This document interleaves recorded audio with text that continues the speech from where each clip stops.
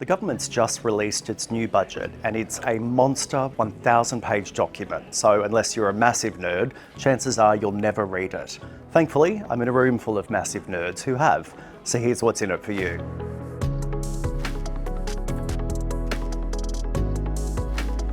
If you pay tax, you'll pay less of it from July 1. The Stage 3 tax cuts are old news now, but they're paid for in this budget, so it's worth reminding you. The average tax cut is about $1,900 a year, or $36 a week, roughly the cost of one black market vape. Thanks, Jim Chalmers. If you're being slowly crushed to death by the huge cost of power bills, good news. Every Aussie household will get a $300 rebate to help take a little bit of pressure off. About 1 million business owners will be eligible for that payment too.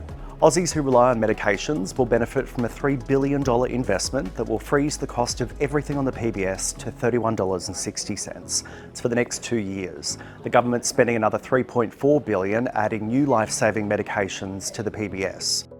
And some of the most vulnerable in our community, those who receive the Commonwealth Rent Assistance payment, will benefit from this budget too. The government's spending $1.9 billion to lift the supplement by 10%. That's on top of a 15% increase made last year, so 25% in 2 years. It'll give a little bit of relief to those who are struggling with skyrocketing rent prices. And that's where we come to the losers in this budget, all other renters. The number of people who get rent assistance isn't huge in the scheme of things, a pretty small fraction of the third of Aussies who rent their home.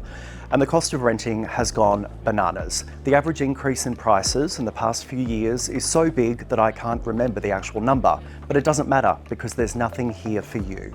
Instead, the government is spending tens of billions of dollars to boost housing supply, saying more homes will equal cheaper prices. But Rome wasn't built in a day, and neither was Western Sydney, so maybe don't hold your breath.